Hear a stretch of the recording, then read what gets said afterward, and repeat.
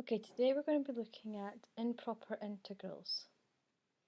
So, what happens when we have a definite integral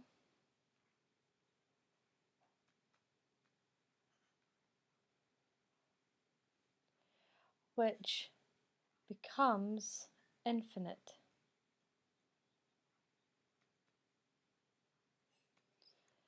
These are known as improper integrals. And they come in two types. So type 1, these are definite integrals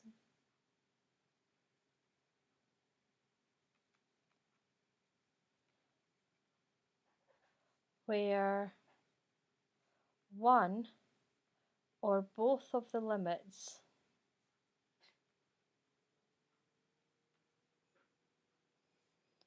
are infinite. So examples of this would be an integral where it's 1 to infinity of, say, 1 over x squared dx. Also, this could also be an improper integral where you've got, say we've got some number minus 2 up here, and the lower limit is minus infinity. So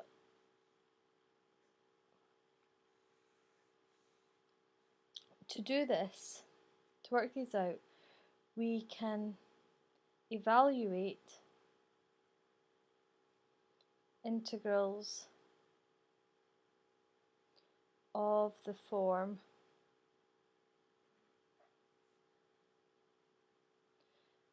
a to infinity f of x dx by replacing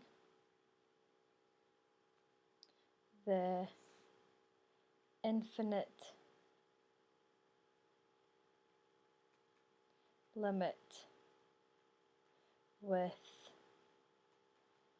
a finite value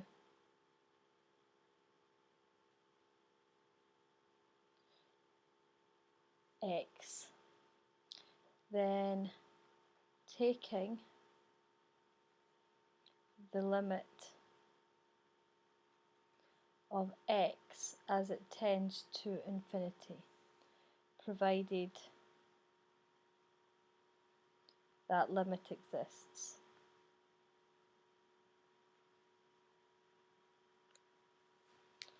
Likewise, if the limit was minus infinity and b of f of x dx, we would replace the infinite limit with x and then take the limit as x tends to minus infinity, provided that limit exists. So let's have a look at a couple of examples to see how this actually works in practice. So let's show that the improper integral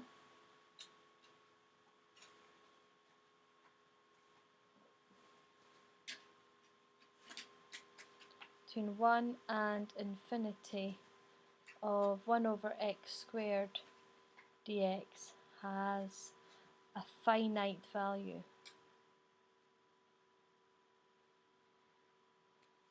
So let's evaluate for 1 to some finite value of x for 1 over x squared dx. So that's going to be, we'll rewrite that as x to the minus 2 dx, and integrating that we will get minus x, and we want to find the values between 1, minus 1 between 1 and x. Let's make a minus 1 here. There we go. So this will give us minus 1 over whatever value of big X is, minus 1 over 1. So that's going to give us, so that's going to become just positive 1. I'm going to put this here because that'll be minus 1 over X. Now, what does this do as X tends to infinity? Let's think about it. 1 over X, as this gets bigger and bigger and bigger, this is going to get closer and closer and closer to 0. Now, to see that, if you were to put, say, 1 over 2 in your calculator, that's point. So 1 over 2 is going to be 0.5. 1 over 10 is 0.1.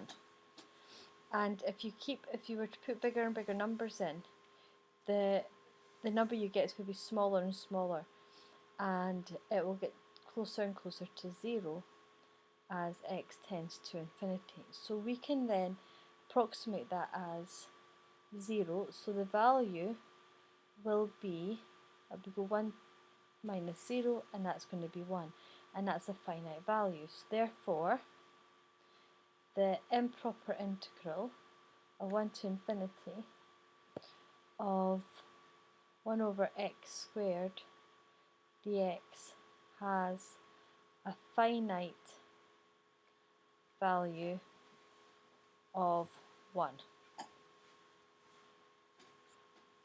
So the diagram shows part of the curve y equals 1 over 1 minus x cubed. So let's draw what this would look like.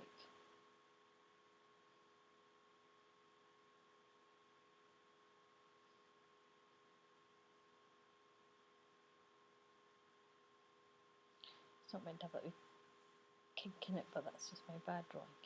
So let's think of some value here of p. So we want to show that as p tends to minus infinity, the shaded area tends to a finite value. Now the shaded area is this area here. Okay, so where the y-axis cuts it to the left of the y-axis. So the area that we're looking at is from p to 0 of 1 over 1 minus x cubed dx. So that's going to be, rewrite that, so that's 1 minus x to the minus 3 dx. And if we integrate this, we will get, we'll end up with 1 over minus 2 times minus 1. So the minus 1 from inside here, and the minus 2 is going to be minus 3 plus 1 is minus 2. It comes here. And then we'll have 1 minus x to the minus 2. And we put our limits in of p and 0. Tidying that up, we'll get 1 over 2, the minuses cancel, 1 minus x squared. So we're now going to work this out. So for 0, it's going to be 1 over 2, 1 minus 0, then minus 1 over 2, 1 minus p squared.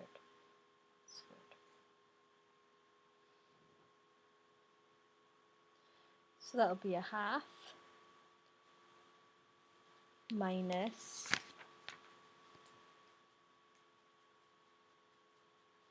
1 over 2, 1 minus p squared. I'm going to continue the working up here. So as p tends towards minus infinity, what will happen? What's going to happen to 1 over 2, 1 minus p squared? So minus p will be minus infinity. It's going to become plus infinity. So this is going to tend towards infinity. So again, it's the same kind of problems we had before. So it's 1 over infinity, which will tend towards 0.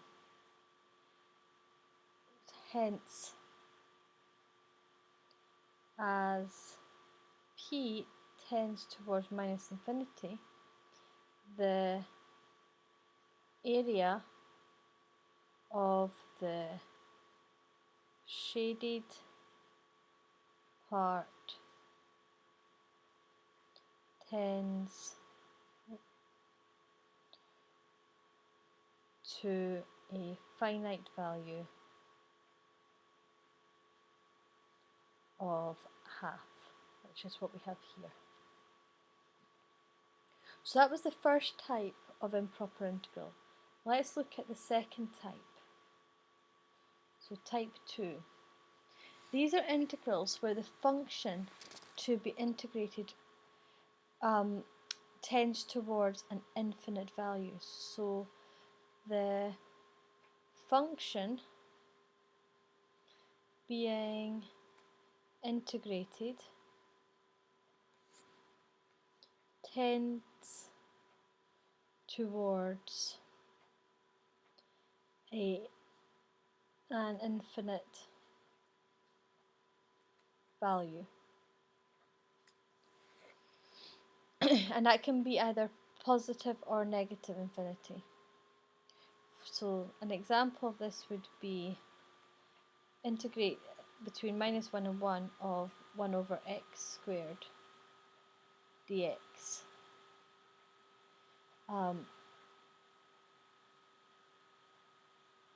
This is an invalid integral because 1 over x squared is not defined at x equals 0. However, between 0 and 1, 1 over x squared dx is an improper integral because 1 over x squared tends to infinity as x tends to 0. But at every other point is well defined. So we can evaluate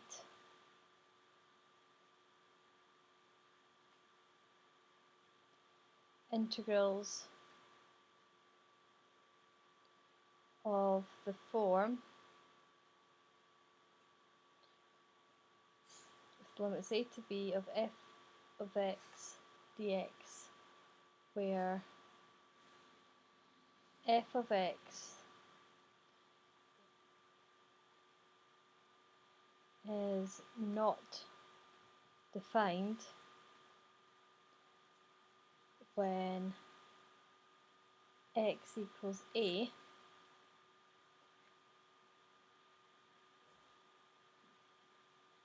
by replacing the limit a with some value of x and taking the limit x tends towards a, when provided the limit exists. Likewise, if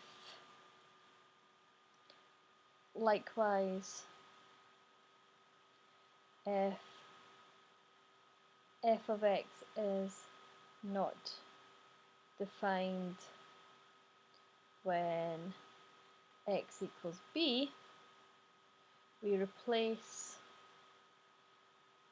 b with some value of x and take the limit as x tends towards b, provided that the limit exists. Now let's look at this in practice and see how it works. So let's find the value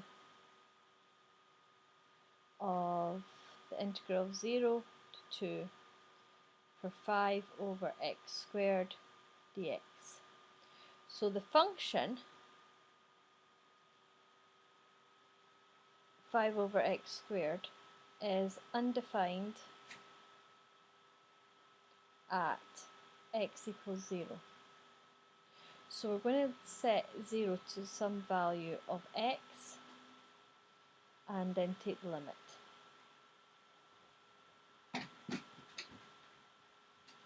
So that will be 5 to the x minus 2 dx. We will integrate that. So we're going to get that will become minus 1, so it's going to become minus 5, x to the minus 1, it's 2, so that will become minus 5 over 2, minus 5 over x, and that will be, well, that's going to become positive there, so that's 5 over x minus 5 over 2, as x tends towards 0, 5 over x tends to infinity. Therefore,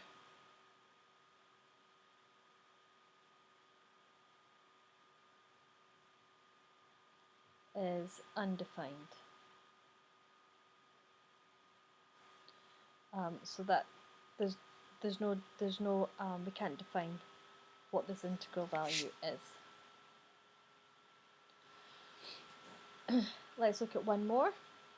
So we've got we're going to draw a diagram. The diagram which we're going to draw shows part of the curve y equals 3 over 2 minus x.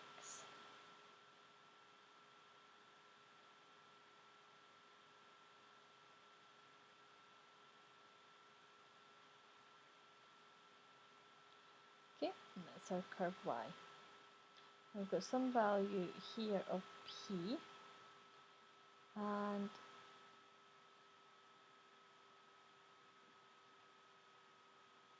here is 2. So you can see 2 minus 2 is going to be 0. So it's not defined when x is 2. As p tends towards 2, the shaded area, so this is our shaded area,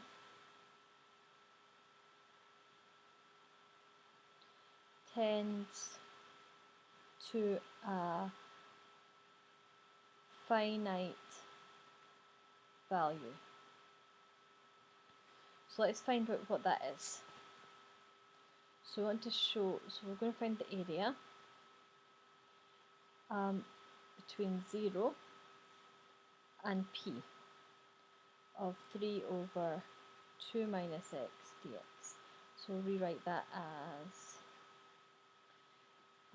3 2 minus x to the minus a half dx, and if we integrate that we get 3 over half times minus 1, 2 minus x to the half. and we're doing it between values of 0 and p. I'm going to start bringing this up here to work here, so let's just tidy that up. So it's going to be minus 6, 2 minus x, 0 to p. So it's going to be minus 6, 2 minus p, minus 6, and when x is 0, it's going to be just root 2.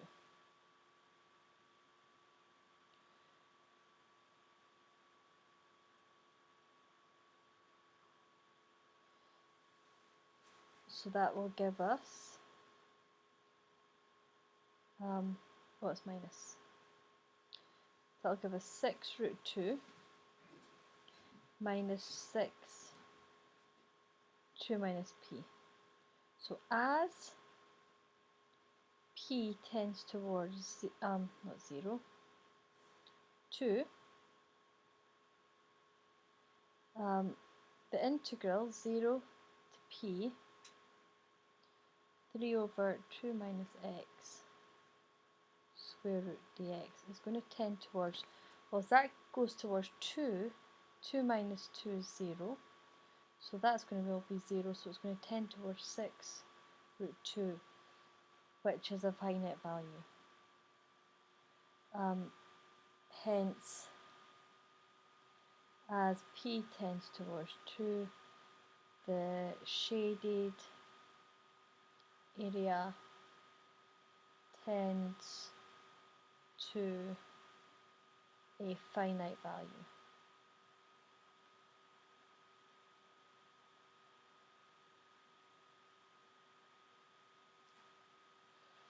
Which is not intuitive when you think that when you look at y, this is going to shoot up towards infinity. That's not an intuitive result when you look at the graph, that would tend towards a finite value. Hope that helps.